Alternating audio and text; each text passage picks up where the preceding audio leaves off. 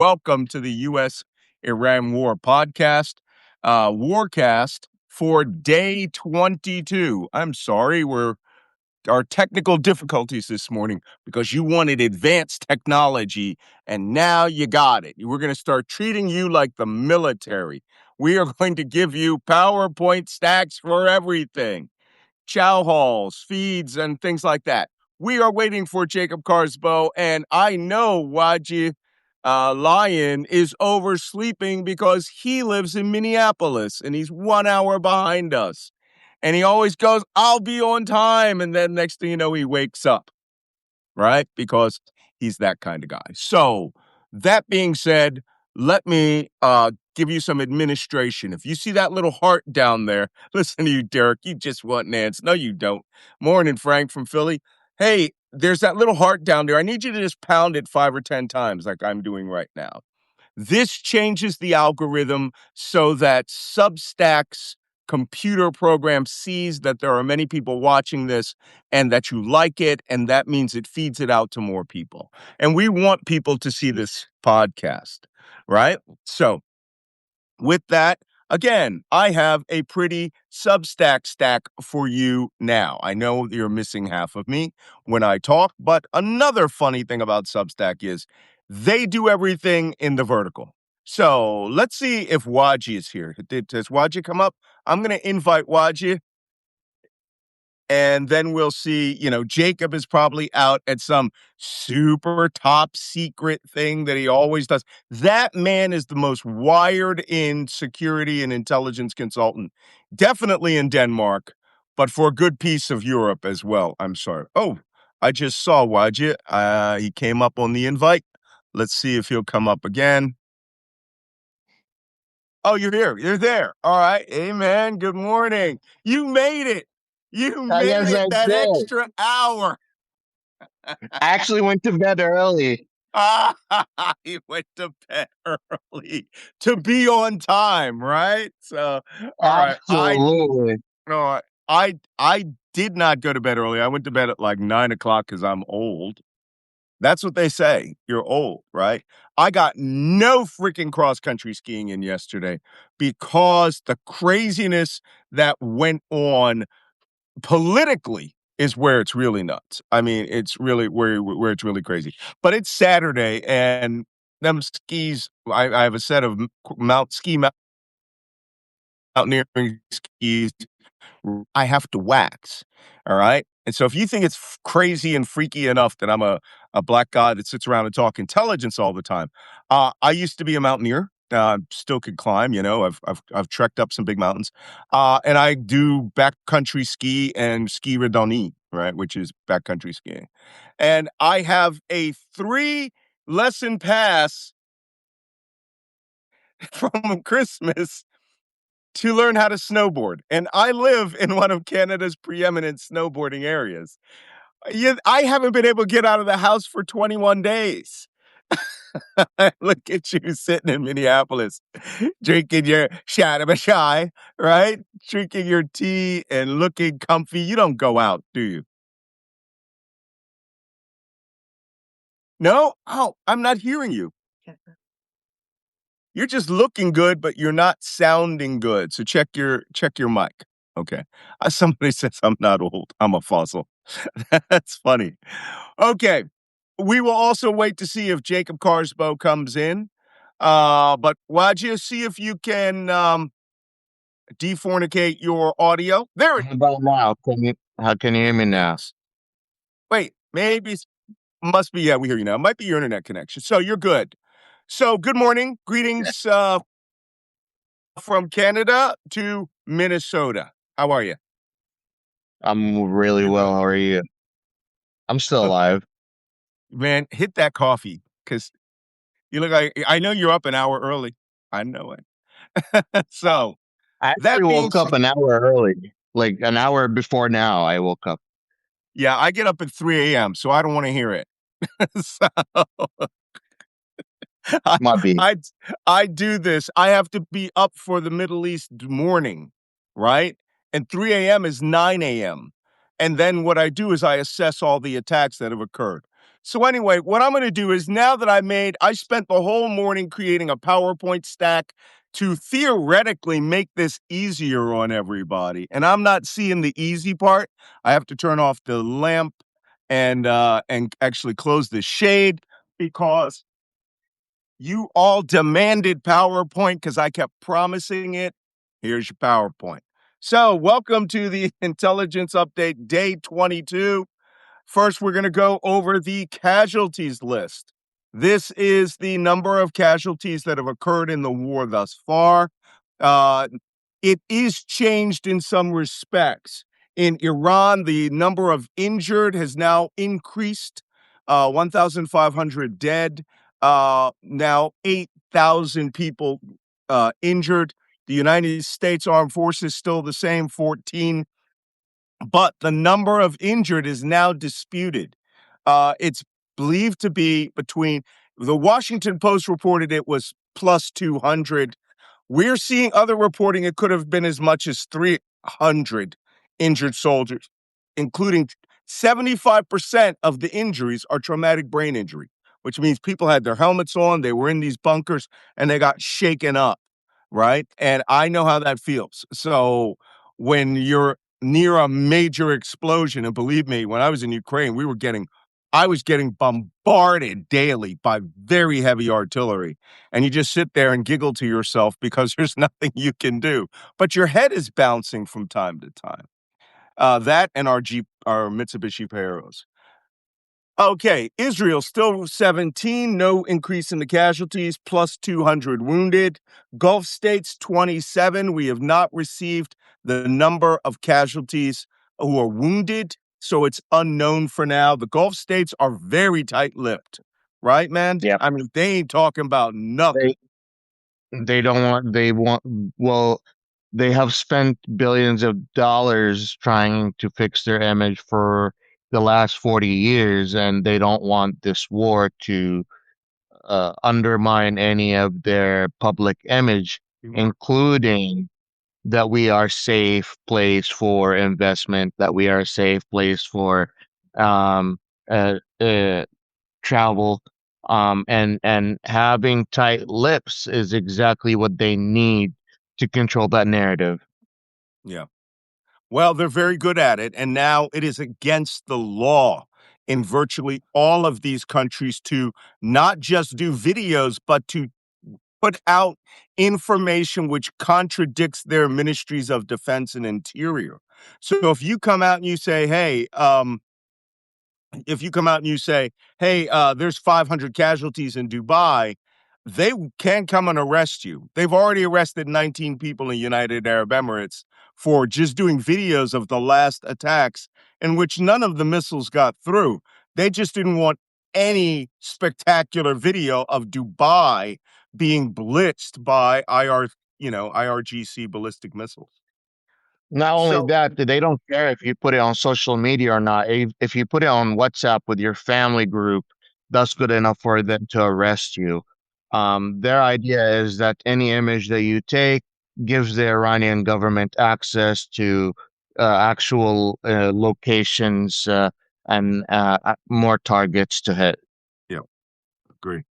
Okay, as you can see, so the Gulf states, unknown number of casualties. Iraq still remains at 58. That is going to go up. U.S. forces are in active combat in northern Iraq using Apache helicopters, A-10 Warthog strike aircraft, and they are going to town with the Heshab Shabi, right? The Iraqi popular mobilization fronts, pro-Iranian Shia militias. So somebody says my head's in the way. Actually, we may have to go this way and move Yeah. myself here so that you can see the casualty count and see me because I ain't that great looking, but hey, I'm here operating the machine. So the Heshab Shabi, that's going to go up. In Lebanon, significant increase in casualties, 1,100 dead, over reported 2,200 injured. That is a 200-person casualty from yesterday. And don't forget, Israel is sort of conducting operations in southern Lebanon like it's Gaza, and they are just leveling apartment blocks. And it's taking days to actually remove people out of there. And Lebanon, I'm it's now happening at the same time as this, but this is a completely separate war from what we're seeing here. So you need to recognize this is a completely different animal on a different scale that's being fought by Israel, who is taking advantage of this. And, they're viewing it as an opportunity to decapitate Hezbollah as well as their Iranian masters and to see if there's lines of communications between the two, right? Thing is, Yeah. I mean, I'm all about killing terrorists. I spent my entire career doing that. Got to start thinking about maybe we're sort of rampaging at this point, right? And when we get onto the Iran strikes, you're going to see that too. Okay, this is the price of oil. I don't know if you can see that very clearly, but this is the new oil matrix that we have here. West Texas Industrial crude, I'm sorry, West Texas Intermediate crude is at 98.23, a $2.68 percent $2.68 increase since yesterday. Brent North Sea crude 112. I remember this yesterday. It was at 109, $3.54 just in the last 24. Murban crude, this is off of Oman, $146.40. Mhm. U.S. natural gas is down because we have natural gas. Gasoline prices are going up. The median price in the United States now is $3.28. In most places, it's pushing $4 and $5. If you're in an urban area, it's in the $5 range. If you're in an outer area, it's lower than that. So as you can see, oil prices are still on the rise. You know that is. You notice that I report this now after casualties because the biggest thing that is happening now is this war has transformed from a combat operation, from a military campaign, into a global economic war. That's what's happening. All of us are participating in this war now. Julie says it's $4.89 in Portland, Oregon, right? In Um, states which have refineries nearby, like New Jersey, it's generally cheaper. So if somebody's in Jersey, give me the lowest price you've seen out there. Seattle, $5.40. Yikes. But like I go to Jersey, and in Jersey, it's full price. It's mandatory full service. You don't get out and pump your own. And it's still cheaper than most places, but they have multiple big refineries there. Over 6 in LA. Over can I add $6 in Los something? Angeles. Uh, can I add something about the death board once we have a Yes. chance? Yeah, the casualty. Yes. If you notice, I think my theory is there's direct correlation between displacement and the number of casualties and injured. Yeah. So Lebanon has than 1 million people displaced, Mhm. and there's about 1,000 people dead, more than 2,000 people injured. I think that will go way, way higher, especially that a large part of the Lebanese population is already struggling economically, is already facing homelessness, is already not able to pay for their bills. Trash is not being picked up from the street. They don't have access to energy and electricity Healthcare. on a 24-hour basis. So you add all of those things together, people already are like, you could call it third world country at this point. Well, the displacement like this of 1 million people kills people just by the very fact that they're not in their homes and their communities. So that, they lose health care, they lose doctors, diseases crop up, things compound on each other. And, this is why, uh, even with the casualty amounts that were going on in Gaza, you could clearly see that they wouldn't have been as high as they would have if every building in Gaza wasn't leveled, but this is one of those things. It was an act of war with 2 million people in between two shooting parties. Somebody reported $10.56 somewhere. That must be in Norway. So No, Denmark, they said. that was Denmark? No, I can't even believe that. Yeah, but that's by gallon. I was just there. I just had a rental car there. It's expensive there. So let's move on. Oil And then we're going to go to the significant activities. You can see that behind my head. The SIG acts, the big actions are, whoop, that's not the most significant activity that we had. Okay, let me just talk about the significant activities that are on the board. Okay, Vladimir Putin politically came out in support of Iran yesterday. And let me tell you something, while the United States and Israel are bombing Iranian production facilities for ballistic missiles and launchers, Russia will take that over. Iran can take all its designs, bring them to Russia. Russia can start manufacturing them to bombard Ukraine. They're already doing it with a couple of lines of ballistic missiles North Korean makes and Iranian makes. But just imagine all that production goes over to Russia, and Russia on contract starts building, hundreds and hundreds of more ballistic missiles for the post-war, and then just rearms Iran. It's quite possible. Prime Minister of India, Modi, spoke to the president of Iran, Pezeshkian is his name. We've reported on him before, and made it clear interruptions of oil coming out of the Persian Gulf is very bad for India. Nudge, nudge, wink, wink, because India already has an easy pass, or as I'm calling it, multipass, in which their ships are already having permission to go through the IRGC gap and come out into the Persian Gulf without being attacked. So India just wanted to reaffirm that. 1 billion people without energy, without light, power, natural gas, and developing. Look, Modi understands that the optics of this look terrible, but it's not as bad if 1 billion people lose power, right? Getting that oil any way that he can. And that may be another reason that the United States made some crazy statements that we'll go over in a minute. Japan has been given a multipass. I have to get that picture of Leilu with the multipass there. Japan has just made an agreement with Iran that oil coming to Japan will be allowed to pass out of the Gulf.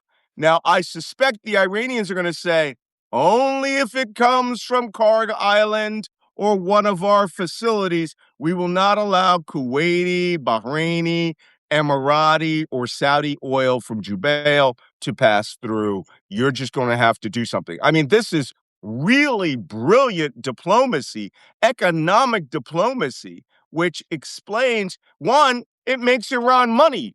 Two, it literally forces the United States not to do anything rash because now some ships are getting through, right? If you play around with this, some ships may not get through. Why'd you? Well, it gives me a chance to have a little water.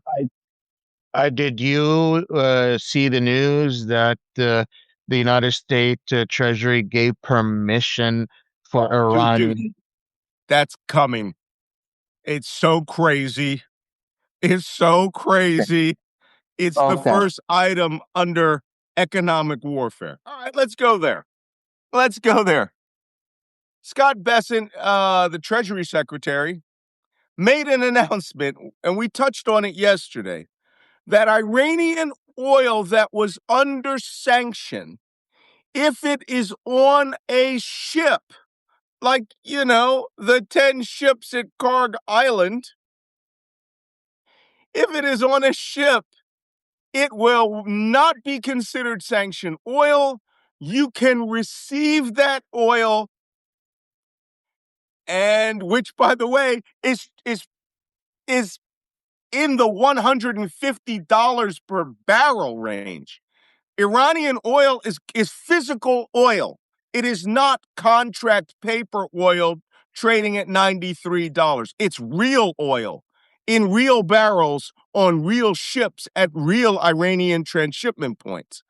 That oil's in the $150 range, right? We saw the Omani crude was 166 yesterday, and they were expecting that to go to 176. We haven't received reporting on it yet. But Iranian oil is real, and once it gets on your ship, you know what it's like? It's like, it's like you getting the most amazing deal on Facebook Marketplace, and they have that button No, it's on eBay, and they have that button on eBay where it says resell this item, right? And all you got to do is get past the Strait of Hormuz and hit that button. And your oil that you got for maybe on contract $100 a barrel, you can sell that for $150 a barrel. And there are people out there who think they're getting a bargain right now. So Oh, yeah. Iran is making bank. Thank you, United States. And here's the second best part of that story. This gives American companies and shippers permission to buy that Iranian oil, wherever it is. You can't make this stuff up. Yeah, you can. You can make this stuff up. Well, this Yeah. gives the ability for Iran to go ahead and buy back some of the upgraded Shahed drones from Russia, Let me tell you. just with that sale. Well, this also saves Russia, makes Russia crazy money. 3 times what their the crude that they were exporting was worth is now going up there. Someone says Elon can afford a multi-pass. That's possible. That's very, very possible. Okay, those are the major significant diplomatic and political activities that are going on. Let's go on to U.S.-Israel combat operations. U.S. and Israel are still striking the coast. They are doing coastal interdiction now because someone suddenly realized the Strait of Hormuz actually can be closed by small boats.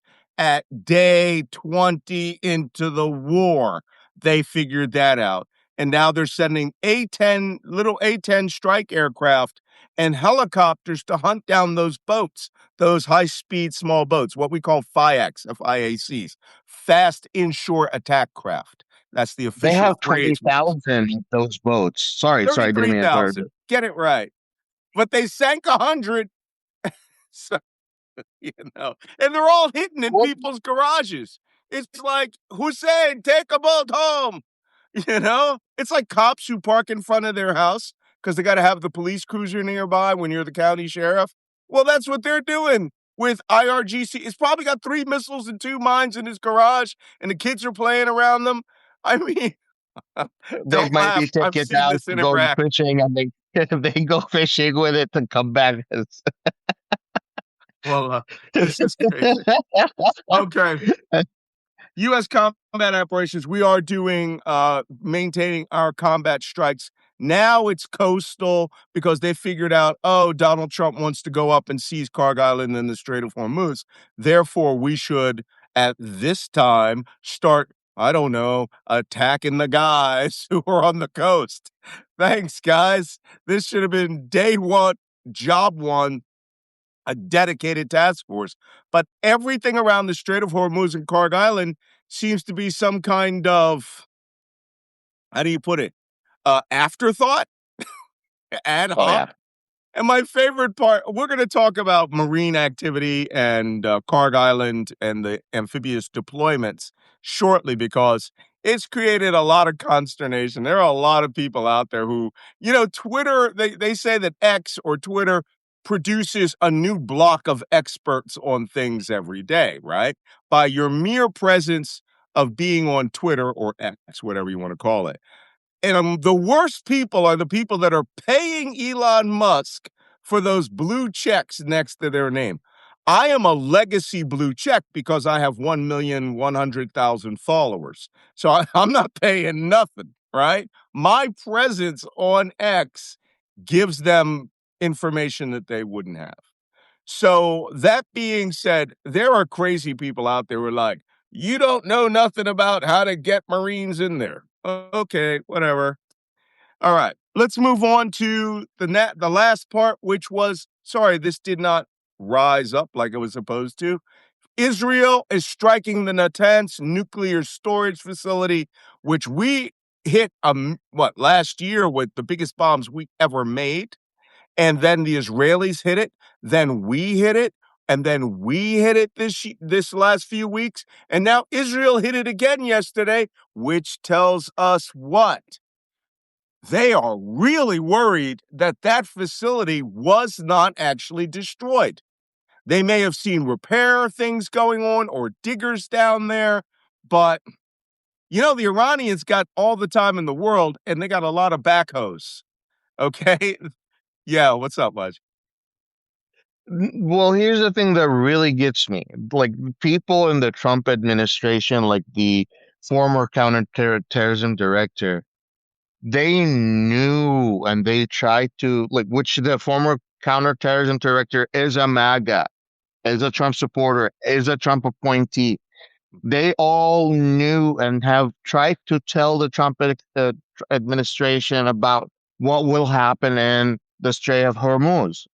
Mhm. And it's actually, yes, an afterthought. They actually did not care about the consequences and undermined their enemy. And now we're paying the price. And I think we will be paying the price for the next 12 months if we want to clear out that Strait of Hormuz.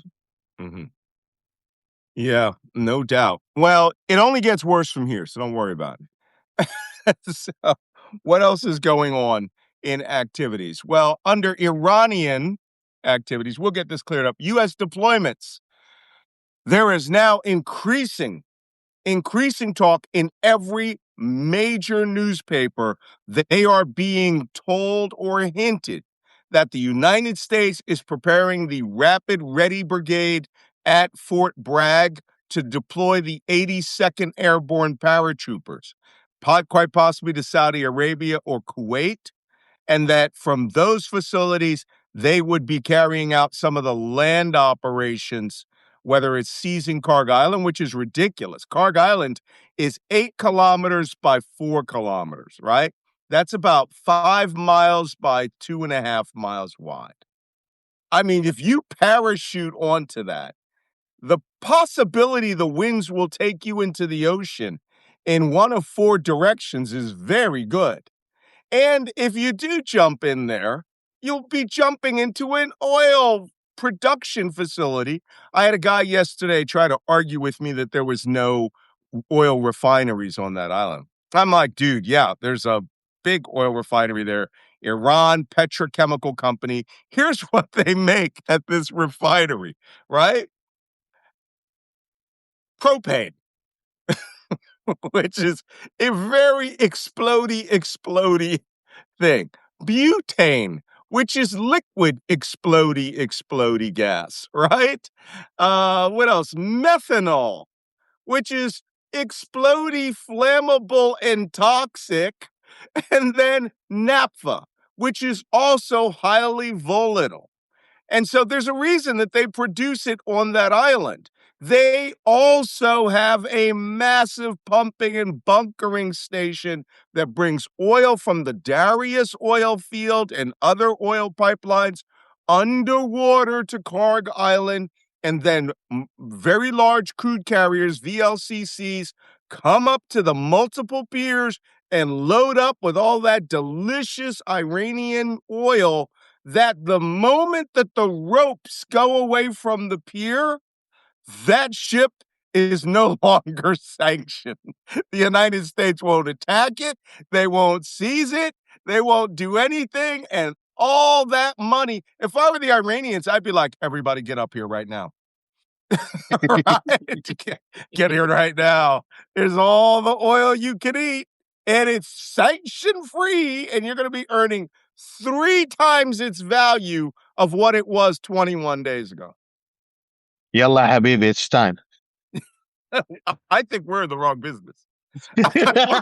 I love my country, but hey, I got permission. And I'm going to be honest, actually, who's bet chi bono, as they say in Latin, chi bono. Who is benefiting from this? Why did the United States change that policy? Do you think it was for India and China's benefit? No, it was for U.S. companies that are dropping big money into Donald Trump's administration. And they were like, dude, we ain't got no oil. West Texas Intermediate and all this stuff that we have here is crappy, can't be refined quickly. And there's like a kabillion barrels of oil on the high seas waiting to come out of Karg Island, right? And now Yep. Watch, I don't understand this. Please explain this to me. If we're gonna land on Karg Island, it's gonna get destroyed, right? You don't do a military operation that comes in the middle of the night and think those guys are like, yeah, we surrender. We meet us at the shisha bar, and we'll just let you have this island. You know? I really believe that the United States is doing Trump is doing this with the full plan of leaving the Gulf nations hanging dry and facing the Iranian How? government. No, well, first off, look at Qatar. We talked yesterday about the Ras Laffan oil refinery. I actually have an update on that. I'm going to show you. The Ras Laffan oil refinery getting hit. And like the Minister of Energy said, the CEO of Qatar Gas, he said, we just lost $20 billion of value on a $26 billion Right. facility that was completed just 2 years ago. That now each of these machines that they lost, two of them, will cost them about $3 billion, $1 billion each plus installation, and it'll take 3 to 5 years. Additionally, $8 billion each year of the 5 years of annual income. Lost revenue. May as well just be setting that gas on fire. Let it flare off. Because that's what you're doing. You're burning literally airplane full of money is being set on fire every day that he's not there. It's insane.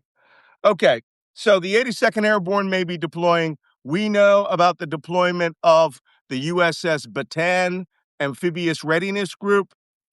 We talked about this yesterday. At normal speeds, it will take 30 days to be there. At flank speed, which is the fastest it can move, it can be there in 22 days, but you can't. Somebody said, remember when you said you'd leave Twitter? I just monitor Twitter and I use it to harass people on the right who really harass me all day. I don't actually interact except to make comments about the political scene. I moved to Blue Sky, most of my personal comments. I got 250,000 followers on Blue Sky. I have 1 million on Twitter. So, you know, they hate it when they see me there. And by the way, we'll get to the end of this because a Republican congressman attacked me for my analysis about the Persian Gulf. That'll be interesting. Yes, Christina, you should remain off Twitter. I'm not telling you to go on Twitter. Don't go back to Twitter. Stay on Blue Sky and Substack, and you will be happier people. I will do the crazy stuff by reading all the nutty buddy stuff on Twitter. So many Nazis now. Jeez Louise. It's like you get better increases in viewability on X if you're a Nazi. I used to get regularly 10,000, 20,000 likes, which is like 300,000 to 500,000 views. I get 1,000 at the most, and they've throttled my account to no avail. So, all right, but I'm there to make sure that I get information from various places, and I like to be how can I put it, a counter crazy warrior. Next, so the Bataan's coming. Karg Island. We have to talk about Karg Island planning. Yeah. A lot of crazy out there about Karg Island planning. You know, if we wanted to just take it, we could have flown 6,000 Marines to Kuwait or Saudi Arabia, stationed them there, and then flown in their helicopter and their Osprey vertical, tilt rotor aircraft. We have that capacity to fly those numbers in. The Marines will get on commercial airliners that are contracted by the United States government, and they fly there. We did this in Desert Storm for 3 or 4 different divisions, right? 10 to 20,000 combat troops who came with their backpacks, their rifles, their MREs, and their water on the airplane. And they just stowed that stuff away, and they flew into the theater and then staged there, got married up with new trucks or ammunition and everything, then moved out to the forward deployment area in order to get into the armored personnel carriers or tanks that came by ship. Because people are saying this to me. Well, the Marines on these amphibious readiness groups, they have helicopters and they can fly from the Indian Ocean all the way up Kaarsbo Island. They don't have to fight their way through the Strait of Hormuz. I got a question. Why the F did you bring them on amphibious ships? What that take 30 days to get to the combat zone? Right now, the USS Tripoli Amphibious Readiness Group which has just passed the Straits of Malacca in Singapore. And if they really push it, they can be there by next Wednesday. And what are they going to do? Sit around for 20 days waiting for the second group of ships to come together so that they have this big amphibious task force of 2 helicopter carriers, which is what they are, right? They carry jets, I know. 2 helicopter carriers or landing helo assault ships, and 4 amphibious docking ships with, hovercraft and armored personnel carriers, the AAV, the amphibious assault vehicles, and Viper helicopters. Why are we doing all that if we could just fly them to Kuwait and then you can get all their helicopters in a week and it's 100 miles from Kuwait City to Kaarsbo Island? Because you intend to bring those ships through the Strait of Hormuz and fight your way up because you want the amphibious capability and you also want the helicopter capability. Because I got all these armchair generals yesterday going, they have helicopters on them. It's 600 miles one way. And guess what the range of the helicopter is? 550, which means you're going to have to fly to Kuwait anyway, land, or Saudi Arabia, land, refuel, last checks of rearming, get your guys back on your helicopter because you don't want them on the helicopter when you're doing a hot pump, right? That's what they call it when you have the engines running and you're just landing to refuel. Everyone has to unass the aircraft, right? That's how we say it, right? Then you get back on the helicopter and then you launch at what time? Did you arrive in Saudi Arabia at 7 in the evening? That means all of you got to stay there until dawn or at 2 a.m., whenever we want to do it, right? So however long it takes you to get to that place in Saudi Arabia by helicopter.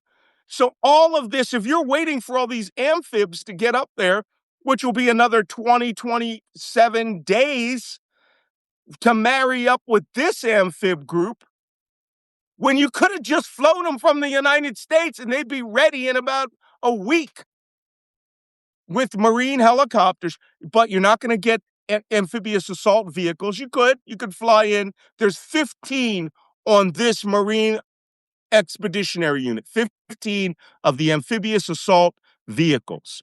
There are 4 LCAC, right?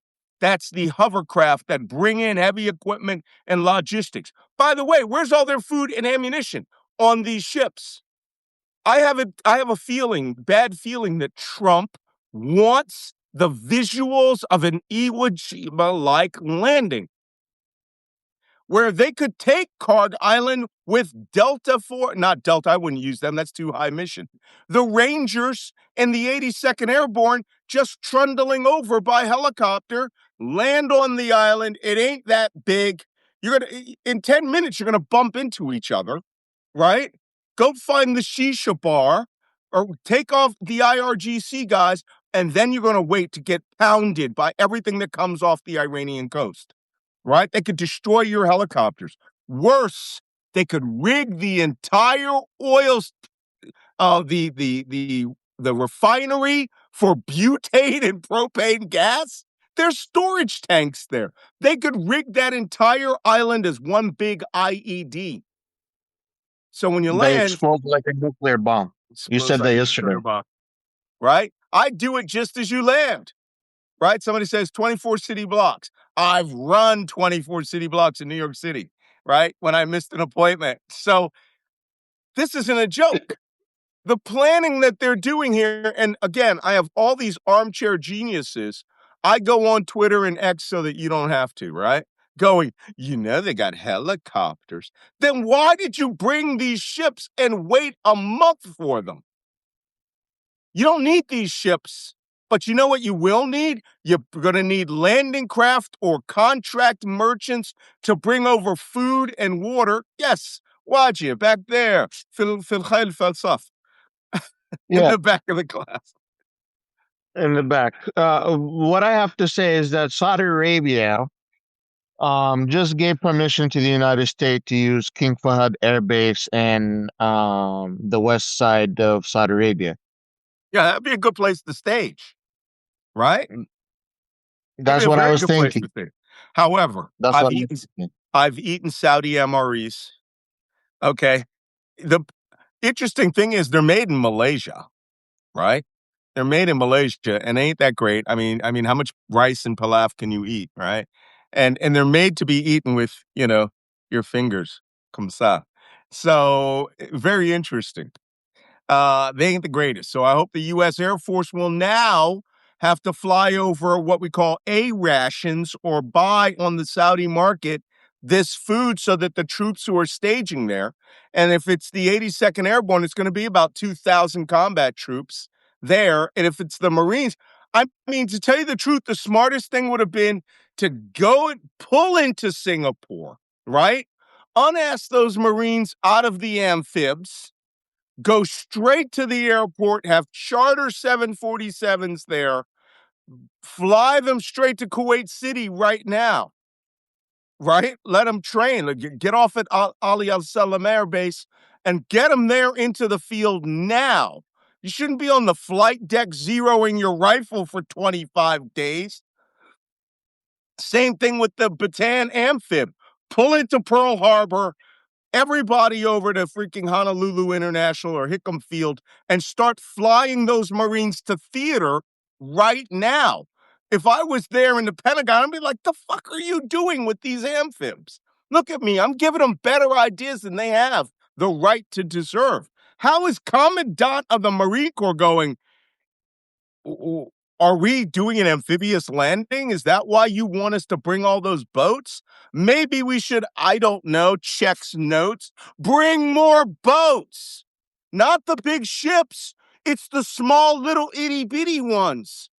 I would be hiring a ro-ro a week ago. That's a roll-on, roll-off ship.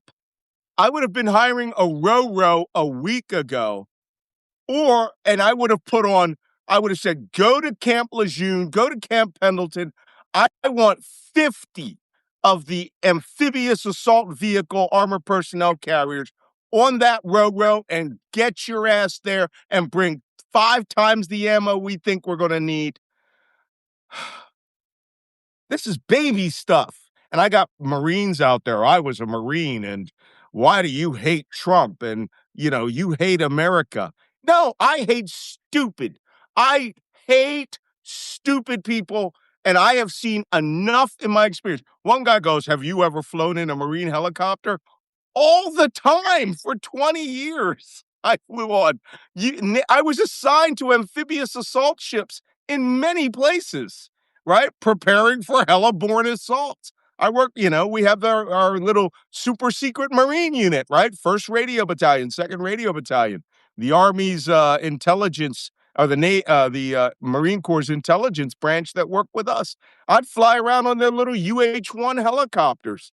It's guys, if you're going to do it right. Don't do it because the boss, Pete Hegseth, a guy who wouldn't even qualify in the Marines. He was a National Guardsman, wasn't even an Army reservist, right? Why aren't the Marines going, yo, yo, yo, I know you want Guadalcanal, you want Iwo Jima, but Iwo Jima was a slaughter that we raised the flag in. What you really want is Macon Island, one of the first raids the Marines did in World War II. Go in there, raid, kill Japs, leave, right? You Well, might get Tarawa, which my, my question to you, here's the thing. you got me The on United Facebook. What States, happened? The United States moved these anti-amphibious the anti-amphibious boat from the Indo-Pacific. Okay. What kind of danger does that put the U.S. ally in the Indo-Pacific? Yeah. Because Well, yeah, that's now my question. maybe Iran will stop selling Singapore oil. Or well, Malaysia has oil, so they don't really need it. But the point is, we don't think through this. Is none of you can tell me this was part of the original plan. It was not. It was not. There is no way you will ever convince me of that. Because if it was part of the original plan, this stuff would have been in place on day one or a week before the war, right? Sorry, I got to sign in. What do you think, man? How did I want to ask you this. There's a lot of Mm, talk about the Saudis wanting to jump into this yeah, militarily. yes, the Saudis and the United Arab Emirates. They're very very close to being pushed over. I think, They don't like being pushed around by specifically by Iran because they have had that long rivalry, but also they have to save face with their population in terms of we can fight back against the Iranian regime because they have been pushing that type of rhetoric for a very long time. And then in addition to all of that, they have given Iran multiple red lines, and Iran ignored them. And if they keep giving red lines and Iran ignores them, then what's the point of giving a red line uh, and giving warnings? So yeah, it's time to head back. So the first thing they did was it was yesterday. They allowed the United States to use the King Fahd Air Base. That was not 2 weeks ago. That was just yesterday. yeah. You know what? I'm gonna make a prediction right here. Okay, Mm. I'll make a straight up prediction right here. The Emiratis are going to take Abu Musa Island back, but they're going to take it after the Marines clear it. Because Abu Musa Island was this small island off Ras Al Khaimah that it was Emirati forever. And I believe I got there, I moved there in 2006. I want to say around 2000, the Iranians took it. And it was just it's a tiny little rock that has fishing boats, old fishing dhows would go there. You could go there on an afternoon jump, just to go out. And the Iranians took it and made it an IRGC radar base. And so between Lesser Tuam, Greater Tuam, and Abu Musa is this little triangle that the merchants would have to go through. And it gives them great intelligence about what's coming through and what's not. The Emiratis have been big mad about that for a long time.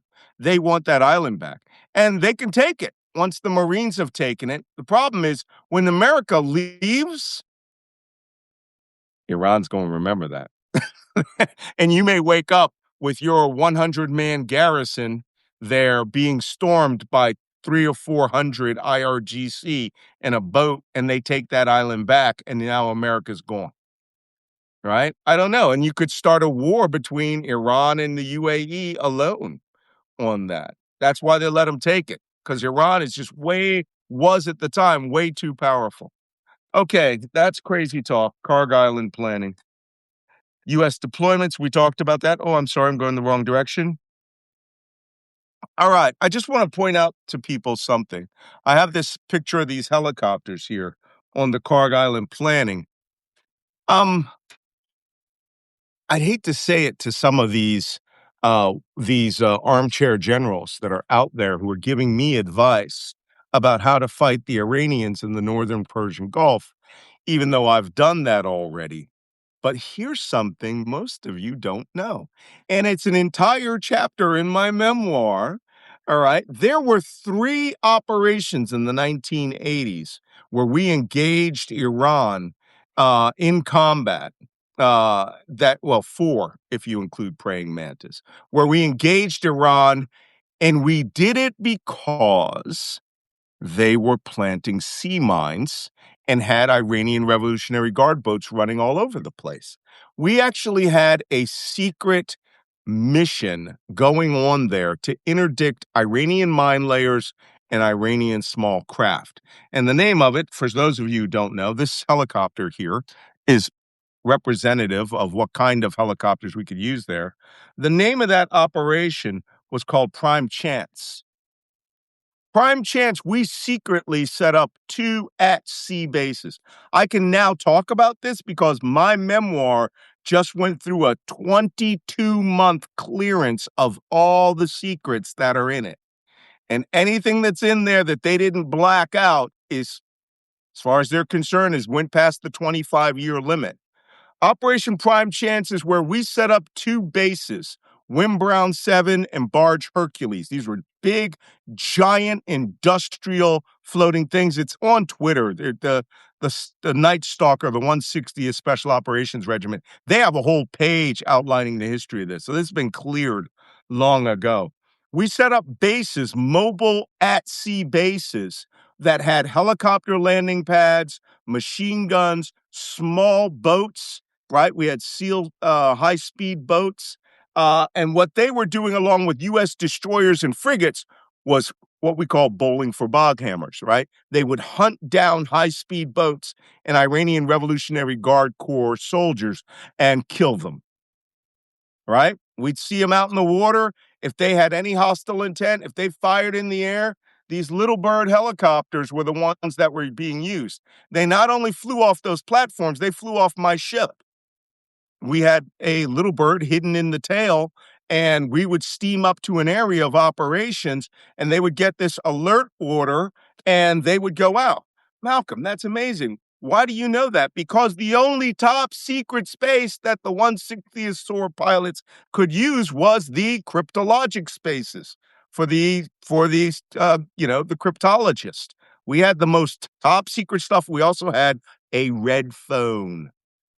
So, red phone, secure communications back to Washington and these guys' headquarters. And when it was time for them to spin up the engines and go out and kill boats, they were coking and smoking either in the wardroom or in the skiff, listening and speaking to their commanders, getting their orders, and they would just go, "Okay, guys, see you later." And they would run downstairs and they would jump in their little bird helicopter and they would take off and they would meet 2 or 3 other little birds and with rockets and machine guns go hose down Iranian Revolutionary Guard Corps helicopters. I mean, not helicopters, small boats. Happened all the time. One of those small boats taught us something we didn't know.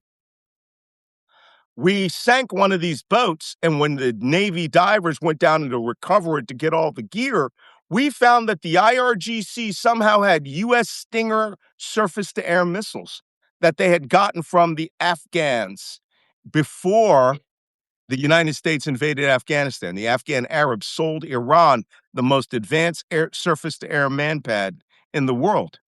And we found it at the bottom of the ocean after we sank one of their boats, which is bad. So, this has happened. We are essentially saying with Karg Island, we're going to do Operation Prime Chance against Karg Island, right?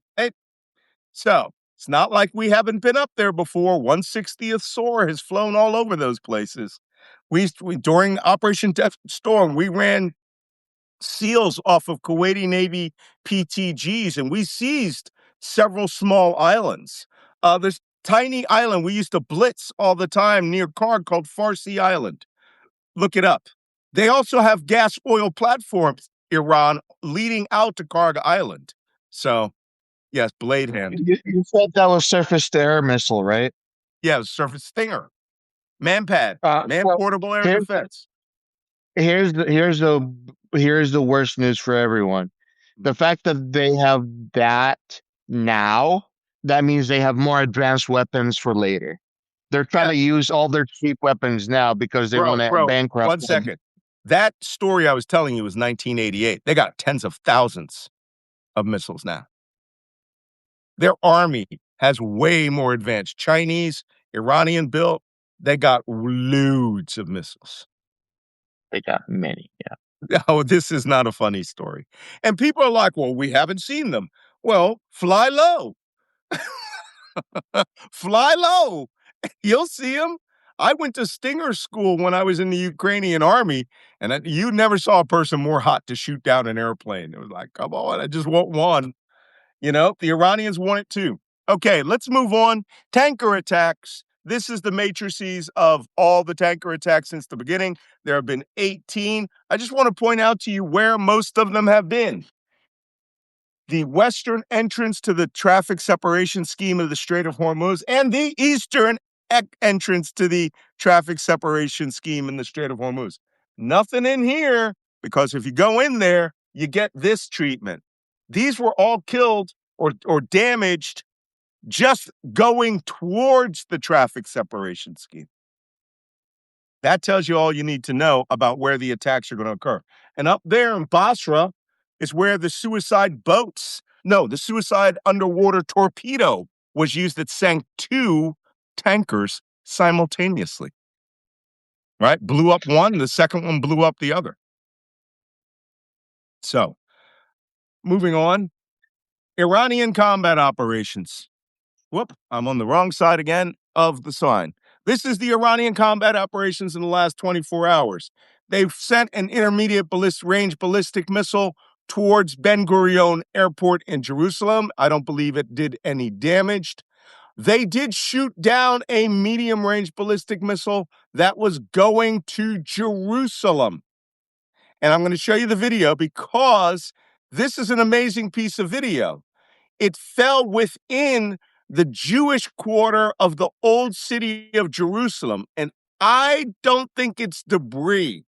I think what it is it was the warhead section that was damaged and it didn't explode based on the way it hit and the angle that it blew out material. Debris tends to fall at crazy angles.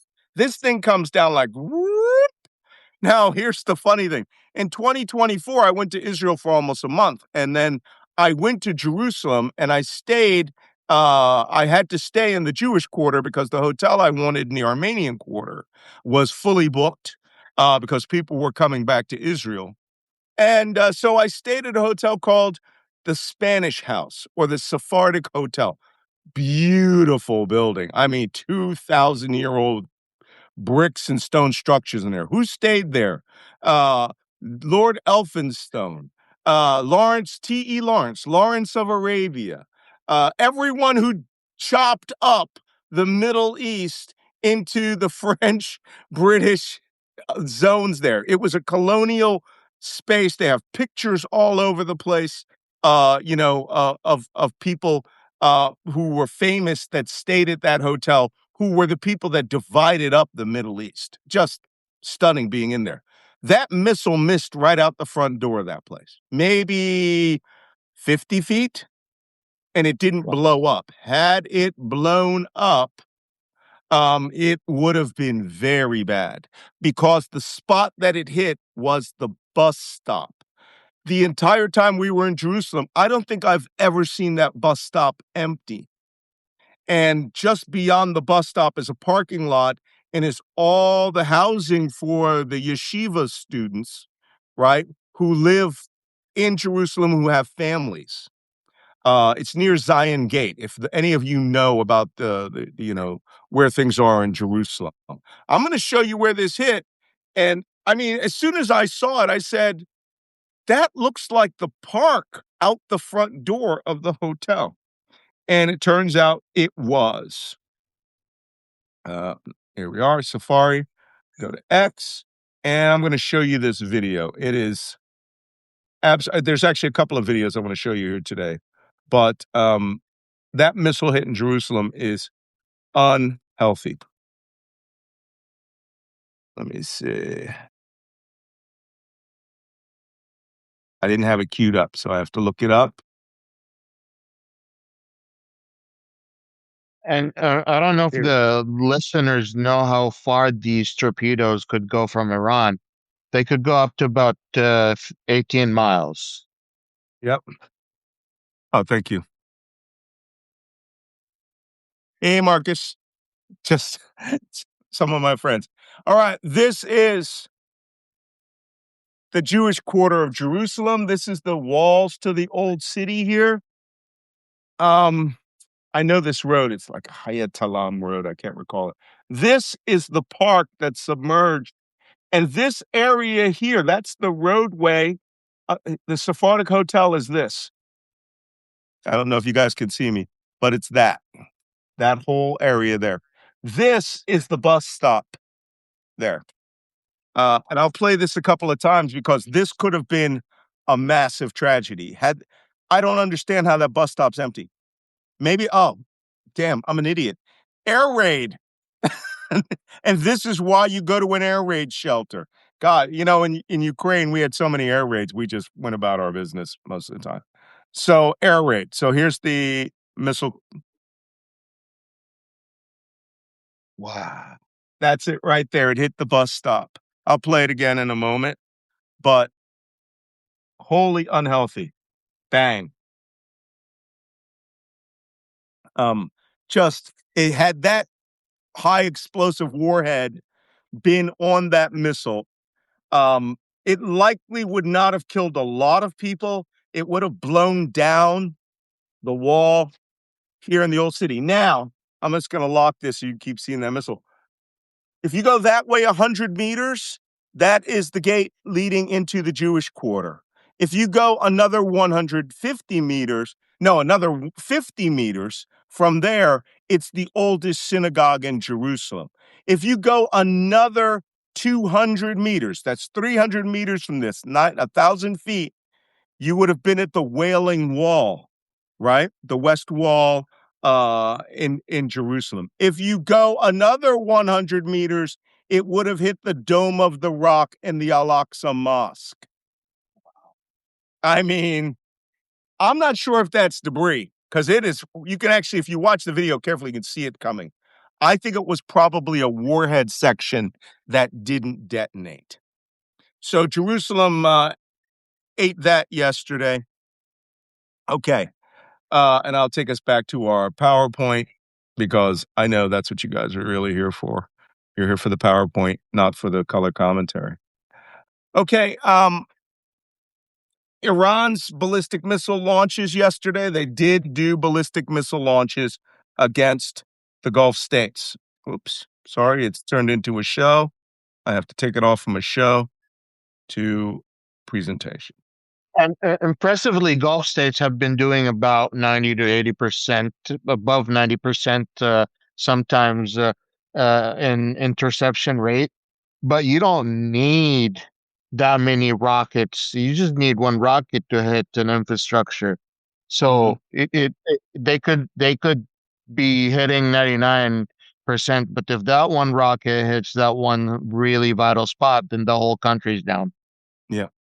And back to that King David, I mean, the strike on the at the Sephardic Hotel, that would have been a bomb shelter. The stone, in Jerusalem, the law is you cannot build, or you couldn't build for centuries unless you use the same stone that came from that place. So the hotel is like literally a bomb shelter, and it's 2 levels down is where the breakfast bar is. So if that thing had hit 50 meters, people would have been using the Sephardic Hotel as a bomb shelter down there on the lower level. The lower rooms are under centuries of stone, but there is an atrium right down the middle. So 50 meters, it could have been a tragedy. Oof, I don't like anybody getting hit like that. So moving on. United Arab Emirates had 3 ballistic missiles launched at them yesterday. And how many drones is that? 8? 8 drones fired at them. They intercepted all of them. Saudi Arabia, it was drone day for Saudi Arabia. I noticed that they fired them on the Eid al-Fitr, right? The Yes. last day of Ramadan, the holiday party. I'm not sure that was a wise strategy, but they fired 50 drones at Saudi bases there. Kuwait reports that they intercepted short-range ballistic missiles. They don't say how many of them. And the American Embassy Baghdad, it's a shooting gallery. Every night, getting hit. One of the annexes burned down yesterday. It will be a matter of time before that embassy is stormed by Heshab Shabi and leveled. No one's in it, except for the guys operating the CRAM machine gun. that are there in the Marine Corps Security Force. I think it's a matter of time before they abandon that embassy. Every night it's getting hit. So Iran is keeping up its part of the bargains. This is a Horam Shah 4 ballistic missile. Very long-range missile. How long-range? It can hit Paris. Yeah. 2 of these were fired yesterday at the U.S. base in the bottom of the Indian Ocean, Diego Garcia. One of them broke up in flight because it was poorly manufactured, and the other one splashed in the water and missed the base. But I have been to Diego Garcia, and it's like a 13-hour plane ride into the middle of blackness if you fly at night. There's nothing there. Ships aren't even down there. There's no major shipping lines there, so you don't see little white dots of ships. You see nothing until you come in on approach and you land. It's a tiny atoll with a runway and a naval support activity. And they fired on ballistic missiles just to show that they could. Demonstration strike. Demonstration strike. By the way, these missiles are the ones carrying cluster warheads, 80 basketball-sized explosive devices that break out in space, and they have to be intercepted independently. Economic warfare, we got loads in the economic warfare department. The CEO of Qatar warned, this is Qatar's money and energy, right? This is a quote that he made yesterday. He warned that he called the U.S. Energy Secretary almost daily and about the consequences of the United States and Israel striking Iran's oil field and natural gas. Apparently, nobody listened to him. ExxonMobil and ConocoPhillips were also repeatedly warned that this could get bad for all U.S. producers and importers. He received 0 prior warning before Ras Laffan was hit. So he's sitting in his office, he's drinking a tea, he's talking on one of his 10 mobile phones that's sitting in front of him, and the next thing you know, boom, he looks out the window. 2 out of 14 of his multi-billion-dollar systems is now on fire and exploding. He already had to shut down production, right? But the things that are in the bunkers, the natural gas, natural gas blows up like an atomic bomb, right? The blast overpressure of a natural gas explosion is unhealthy. So he was angry, right? Because one, probably spilled chai on one of his mobile phones. The cold boxes, the refrigerant units, which actually freeze the natural gas and condense it, right, into liquid so it can be transported. So we actually turn a gas into a liquid, we transport it in those big dome-shaped ships, and off it goes to the rest of the world where it provides 30% of the world's natural gas. Okay, 10,000 people were evacuated in 24 hours. Why did they have 24 hours? Because the Iranians announced on the internet, evacuate those places, we're going to hit them. Yes, Wajid. About the facility that was hit, you also mentioned earlier they built a facility for $26 billion and they had a $20 billion damage. Yep. Let me add to that. Sorry, I misspoke earlier. I said $2 billion a year. Sorry, I meant $20 billion a year for 5 years, meaning $100 billion total is their damage in addition. So you could say $120 billion total. Mm-hmm. And that's an underestimate of how much money Qatar just lost and just a win. You know what? Somebody said yesterday that they're going to lose trillions in total sales here. Not a million, not a billion, not 100 million, trillions in all of the products that are not being exported, because it's not just natural gas. The global helium supply, 95% of it comes from Ras Laffan, right? So MRI machines have to be charged and updated and built. Can't they use helium? Can't get it. All of the generic medicine in the world, the byproduct chemicals come from the Gulf states, and goes to India. India is the largest producer of generic aspirin and all these other things there. Not happening, right? We talked about butane, we talked about propane, we talked about naphtha, we talked about urea, right? Nitrogen, which is the largest, one of the largest exporters of fertilizer, Ras Laffan, down. And now that the Saudi Arabia has lost the Yanbu pumping facility on the western side due to Iranian ballistic missile and drone attacks, virtually nothing is coming out of there. United Arab Emirates, they are zero on their gas fields. They had to because they got hit. The Shah gas field near Liwa got hit. Man, I'm telling you, Al Ruwais refinery got hit. These guys are waging economic warfare. This is a war against the economies of those countries to remind them that this is what you get for dealing with the United States and Israel. And it can get a lot worse. I mean, gas could go oil could go to $200 a barrel at the spot market when you're buying it physically in Oman easily. They're already I talking was the about first to predict that. I was the first to predict that. Also, Malcolm and I were some of the first people that discussed the possibility of the Yombor pipeline being hit. And Yes. And, and guess and the what? It did get hit. and the Habshan Fujairah pipeline in the United Arab Emirates got hit. No oil's going out from nowhere. The only people that got oil is the Omanis. And let me tell you something. This is smart warfare. When you blow up the bunkers at Fujairah, so the Emiratis can't put anything out, then you blow up the oil that's being pumped across the country so that only oil that's there is what's in Fujairah. Then you go to Salalah, Oman, their principal exporting port, and you blow up the bunkers, the oil storage there, which makes a pretty picture.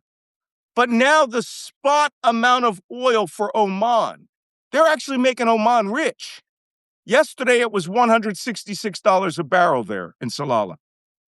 And that's real oil. That ain't paper contract oil from a month from now. That's real oil. You can go, yo, bro, it's like your crack cocaine there as opposed to it coming from Brazil or Colombia in a month, right? People are buying and paying for it in big numbers in Oman.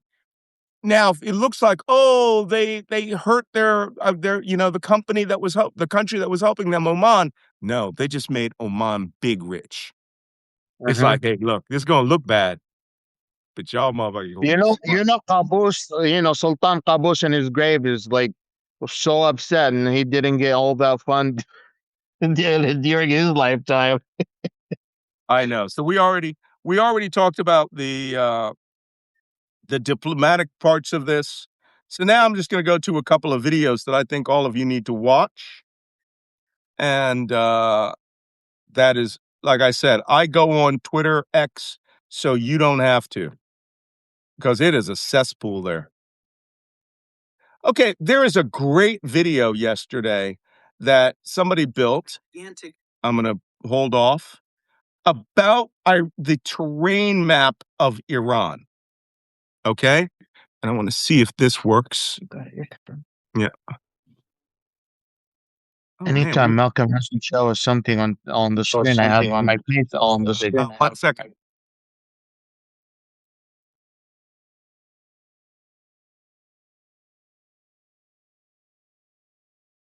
I don't think we could hear you.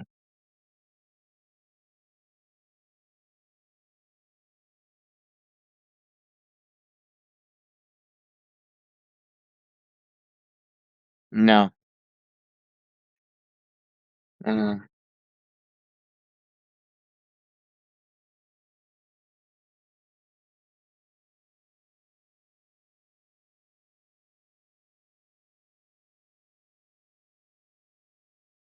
Malcolm, we can't hear you. No sound. It cut off. Sorry about that. Can you hear me now? Yeah. All right. I know we went long today, but I think this is very important for you.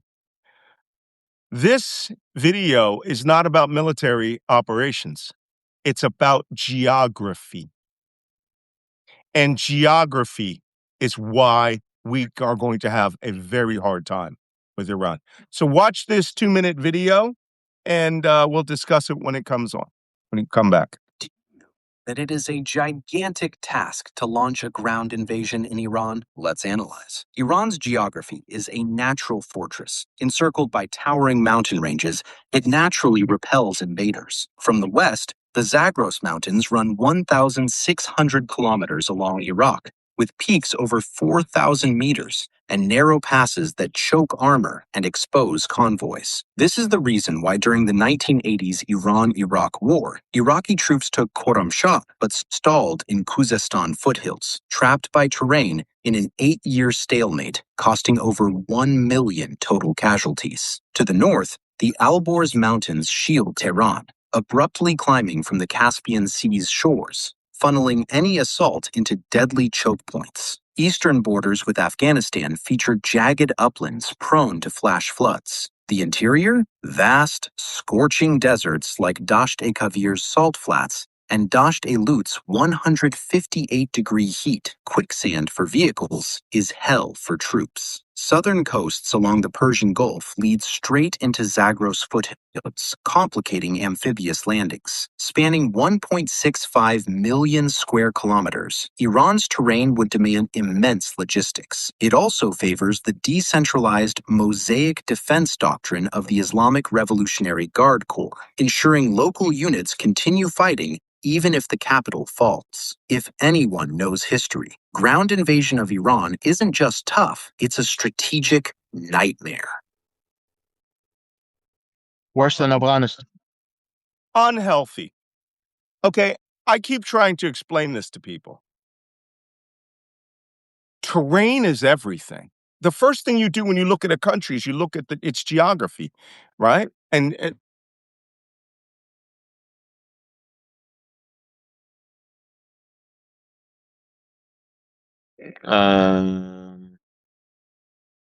Looks like Malcolm is having unstable connections. I apologize for this inconvenience. I think he's about to fix his connection and come back.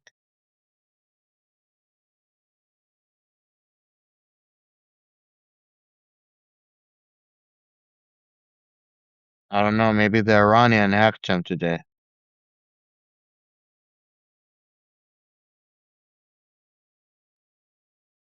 Uh, yeah, I am on. I'm just waiting for Malcolm to be back.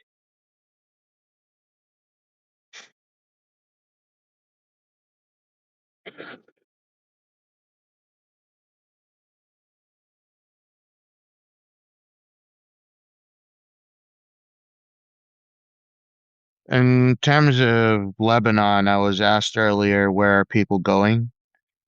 Where are they hiding? I think that my studies have shown that they've been going to Iraq and they've been going to Syria, surprisingly. Two countries have been suffering with war for years are now going to be uh, seeing these displaced Lebanese go to Syria and Iraq. Iraq might see a little bit more because there's a larger Shia background than you have in Syria. So that's just one of the answers that I received earlier that I wanted to answer.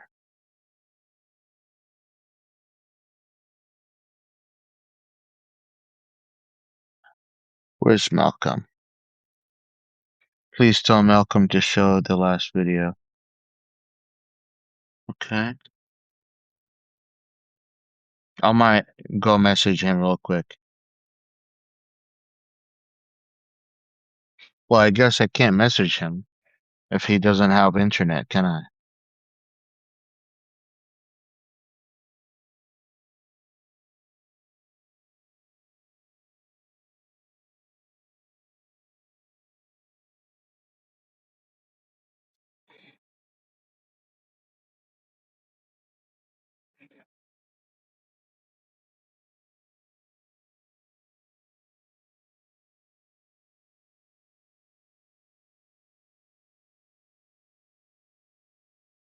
invite me.